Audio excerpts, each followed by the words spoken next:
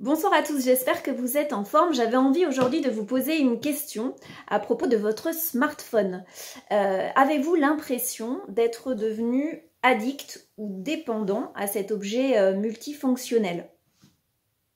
Alors si vous avez la réponse et que vous pensez que oui, il y a déjà quelques astuces et quelques clés avec évidemment beaucoup de courage, une certaine prise de conscience. Vous pouvez déjà mettre en place dans votre quotidien pour avoir une consommation plus raisonnée, peut-être être davantage également relié aux autres, à votre environnement, à ce qui vous entoure.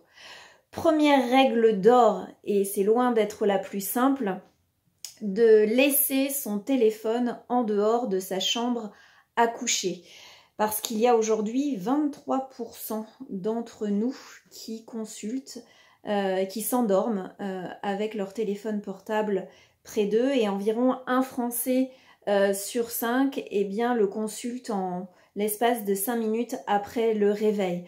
Donc c'est quelque chose d'absolument intrusif, extrêmement mauvais pour la santé, et c'est vrai que ça demande beaucoup de courage, mais si vous avez envie de vous lancer ce défi-là, laissez votre smartphone dans le salon ou dans une autre pièce, si possible, éteint.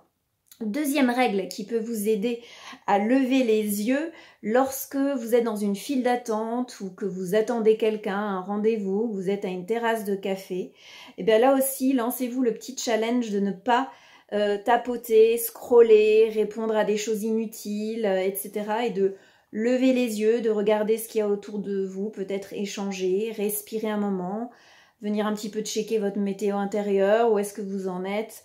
Ça peut également être un moment où on se repose et où on se ressource. C'est vrai qu'on observe des comportements aujourd'hui qui nous effraient un peu tous, c'est-à-dire qu'à chaque pause, à chaque micro-pause, on dégaine son smartphone comme si on ne pouvait plus faire autrement.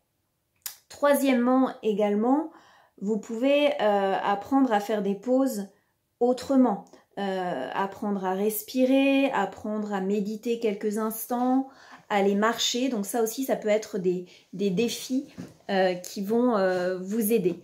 Et puis, évidemment, là, je vais enfoncer une porte ouverte, mais très important lorsque vous êtes avec des gens que vous aimez, que vous appréciez, ou également en temps de réunion, c'est-à-dire que ces temps dédiés qui sont avec vos enfants, vos amis, votre conjoint à table ou dans d'autres circonstances, eh bien, c'est vrai que là aussi, posez-vous la question, demandez-vous, est-ce que je peux laisser mon téléphone de côté dans mon sac, dans ma poche et le consulter ultérieurement. Aujourd'hui, on est à peu près 8 sur 10 à garder nos téléphones en compagnie d'autres personnes. Voilà, donc j'espère que ces quelques astuces, ces 3 challenges principaux pourront vous aider à débrancher, à déconnecter un peu et à créer du lien autour de vous. À bientôt.